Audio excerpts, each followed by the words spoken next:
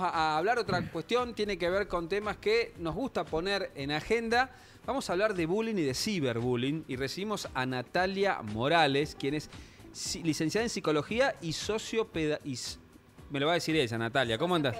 Sociopedagoga. Ah, no la había escuchado. He escuchado la psicopedagoga, pero no la sociopedagoga.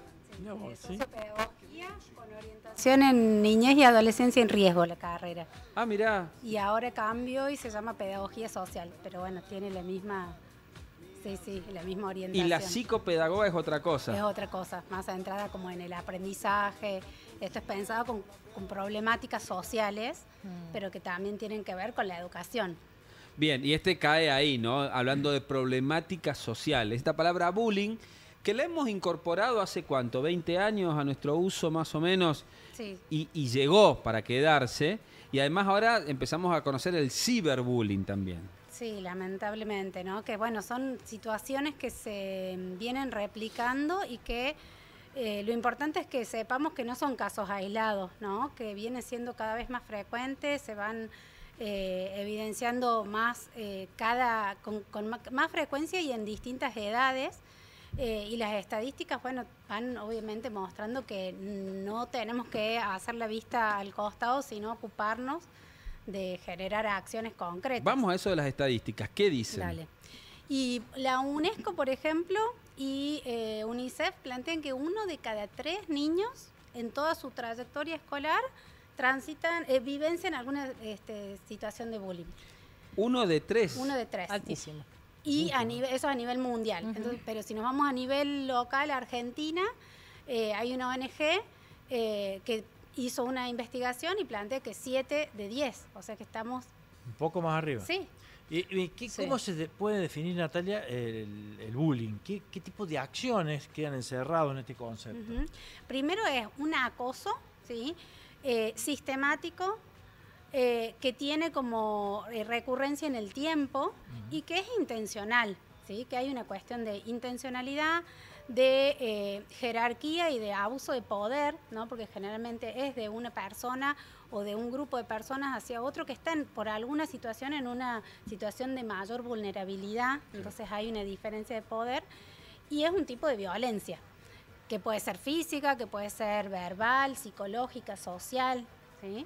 ¿Cuándo podemos darnos cuenta que algo o que responde a una acción de bullying y que no a lo mejor sea otro tipo de cosas? ¿Por qué lo digo? Porque si bien este es un fenómeno tremendo, también a veces con algunas palabras después me parece que las usamos de una manera que pierde un poco el sentido o la relevancia de hacerlo, ¿no? Sí, sí.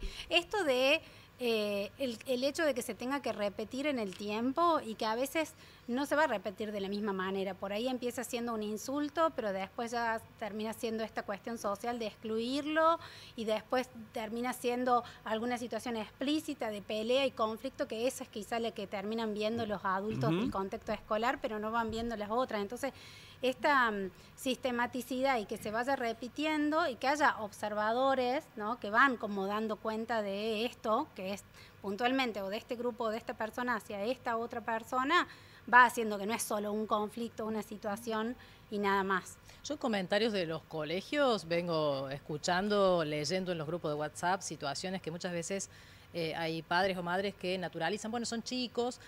Ahí me parece que hay que poner una alerta porque a veces el daño que están generando son entre pares, ¿no? Entre alumnos, alumnas. Esto de la cargadita, esto de que te escribí, te hice algo acá en el libro, te lo hice en el banco, vienen los otros 3, se ríen.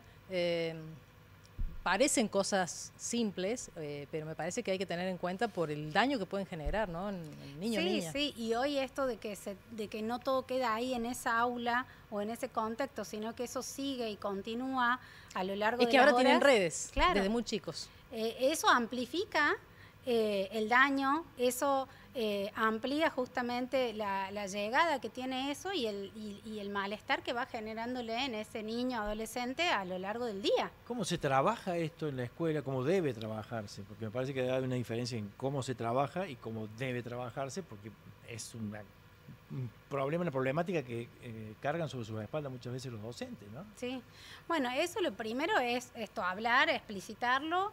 Yo creo que tiene que haber proyectos educativos que tengan como un foco bien centrado en la convivencia, en promover la convivencia. Tenemos, como siempre, Argentina tiene muchas leyes, ¿no? Y son, hay que aplicarlas. Tal cual, Claro. ¿no? Es como, y también es real que tenemos un ministerio que tiene como un equipo de orientación en relación a los acuerdos de convivencia. Pero bueno, generalmente yo veo que terminan actuando en el emergente, ¿no? No hay como Cuando salta el problema, se lo ataca. Esto es más orientado a los padres en este caso, que te voy a preguntar. Porque los padres podemos ser padres de un chico al que le hacen bullying o padres de un chico que bulinea a otros chicos. ¿Qué es lo que tenemos que tener en cuenta nosotros, por ejemplo? Esto que decía Fernanda, yo recuerdo también el caso de hace poco en un grupo de WhatsApp del colegio de mis hijos, una mamá expresa que su hijo era víctima de bullying. Y después uno empiezo a hablar con mi hijo y bueno, a veces te dicen que no, después te dicen que sí, pero ¿qué es lo que tenemos que hacer los padres ante esas situaciones? Bueno, primero tenemos que reaprender a comunicarnos, porque a veces salen del cole y uno pregunta, bueno, ¿y cómo te fue? ¿No? Y esa pregunta es como muy amplia, ¿no? El empezar a mejorar el cómo nos también, bien. Sí, bien, todo bien. Claro. Y escribí un montón, ¿no? Como, bueno, pero el cómo son los vínculos, el con quién jugaste, esa comunicación que yo creo que la sociedad hoy en esto del ritmo que llevamos no nos tomamos el tiempo y es muy importante porque de ahí es como que podemos empezar a construir un diálogo en serio sobre cosas importantes. ¿Con quién jugaste? Bueno, ¿y había alguien que estaba solo en el patio? ¿Hay alguien que por ahí no juegue con nadie? Es como ir indagando, ¿no? O bueno, ¿quiénes son los que se pelean más? El uno ni siquiera por decir, bueno, prevenir para que mi hijo no haga o para que no sea, es por ayudar porque de hecho los proyectos internacionales más completos y que tienen más efectividad ponen el eje en eso, en los observadores, en que los observadores son claves para prevenir. Entonces nuestros hijos pueden ser los mejores apoyos para esa persona que está siendo víctima o que está ejerciendo, porque justamente a veces... ¿Podemos estar criando un bulinero, por ejemplo? Sí. Bueno, y ahí están los modelos que les estamos dando hoy, ¿no? Claro. No somos la sociedad ejemplo de resolución de conflictos, de un modo pacífico, de un diálogo. Somos modelos de acelere, de no escucha, de no sentarnos a conversar. Entonces, eso es lo principal. Ahí podemos prevenir. ¿Los apodos también se considera que puede ser bullying? Viste que en el colegio eres muy común. Sí. Que te ponían un apodo, a veces podían ser graciosos, pero por ahí a veces no son los apodos que le gustan a la gente. Lo que pasa es que nosotros cuando éramos chicos nos teníamos que bancar que era gracioso porque no estaba la definición. Claro. Hoy en día es bullying. Sí, Chicos, basta. O sea. Sí, venimos de una generación en la que había mucho bullying, pero no se lo visibilizaban, ¿no? Estamos de acuerdo en eso, ¿no? Sí, había... Sí, totalmente. El tema es que hoy, y teniendo más conciencia de las consecuencias a nivel de salud mental que generan, lo gracioso es en la medida en que nos riamos todos, ¿no? Claro, Entonces, ahí a mi hijo, por ejemplo, le pusieron un apodo, pero a él le gusta, no le es ahí, ¿no? El volver al eje de si le gusta, bueno si no le molesta. Sí. Claro. Mira, quiero que veamos un video que causó furor hace unos días de una mamá que justamente le llama la atención a su hijo que estaba, por lo menos, teniendo una conducta de bullying. A ver, miremoslo. Claro.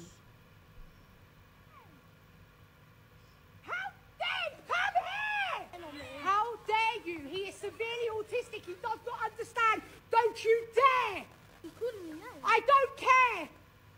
Don't you dare! You have seen him a few times. He is severely autistic. Do you hear me? Don't you dare do stuff like that! What? Don't what me. You knew exactly what you was doing. Don't you dare! He is a nice little boy. I don't care that Aiden comes and tells an adult. Don't you dare! No, that's Caden. Don't you dare! That's not nice. I'm not raising you to be a bully. Little brother saying sorry for his brother's behaviour. And you make... Bueno, ahí la mamá en público aparte lo hizo, ¿no? Como un llamado de atención, justo aparte en el momento en que vio a su hijo que estaba con una conducta de ese tipo.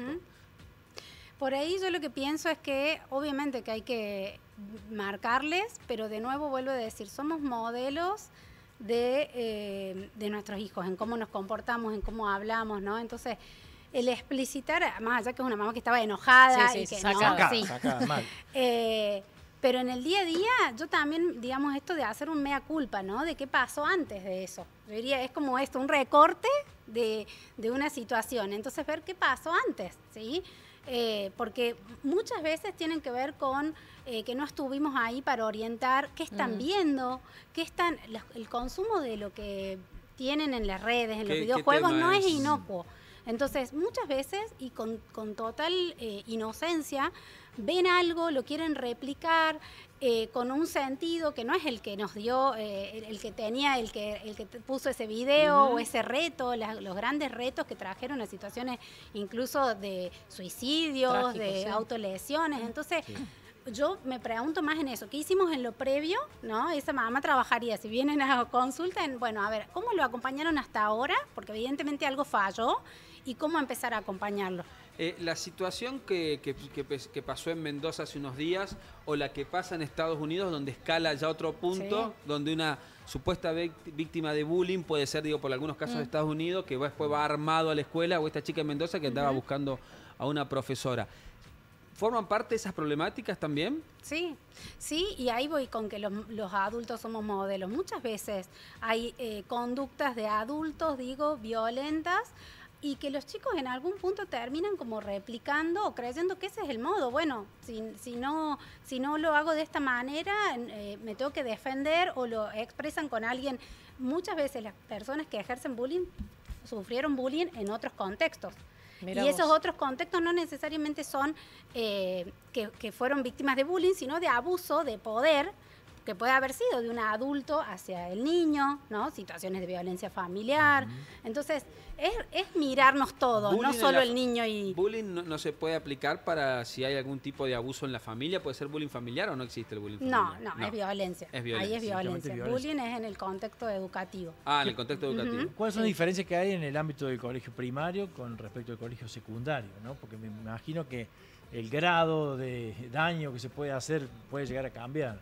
Sí, y ahí se ve mucho más cómo impacta esto de la parte del mundo digital, ¿no? Porque ahí hay mucho más uso que en la primaria del impacto. Pero sí hay mucho más, en la adolescencia se da esto de la poda neuronal y de que realmente no toman medida de las consecuencias. Entonces se ven más grandes, con mucha más posibilidad de poner el cuerpo, pero sin medir las consecuencias. O buscando recursos que de hecho empiezan a entrar en otro tipo de ayudas, que creen como ayudas que tienen que ver con las adicciones, con otro tipo de situaciones complejas también, ¿no? Claro, y en el secundario con esto de las fotos, edición, redes... Sexting, bueno, ahí podemos abrir otras ventanas, claro, ¿no? Se va directamente eso, sin límites ya. Muchas veces esta cuestión de que ha pasado y hemos visto mucho de que comparten algún material íntimo, ¿no? Y que después comienza a ser viralizado, compartido y se convierte en eso, un ciberbullying o incluso el ciberacoso. Claro. Y el sexting, que ellos en realidad es un modo actual que yo sé que a nosotros nos sorprende, pero ellos empiezan como a conocerse de ese modo, mandándose fotos, y lo cual pasa a ser, por más que tiene que ver con una relación íntima con alguien, el mostrarse esa foto no sabemos a dónde llega después. Entonces, aún con toda la prevención que hay al respecto, ¿sigue ocurriendo? ¿Pasa? Sigue. Sí, porque por más que se ponga una foto que aparece una sola vez, después capturan pantalla le hacen print, exacto. claro. Entonces eso es como, bueno, y lo que implica, ¿no? Vulneración de los derechos, pero además también cómo afecta la autoestima. Estamos hablando de...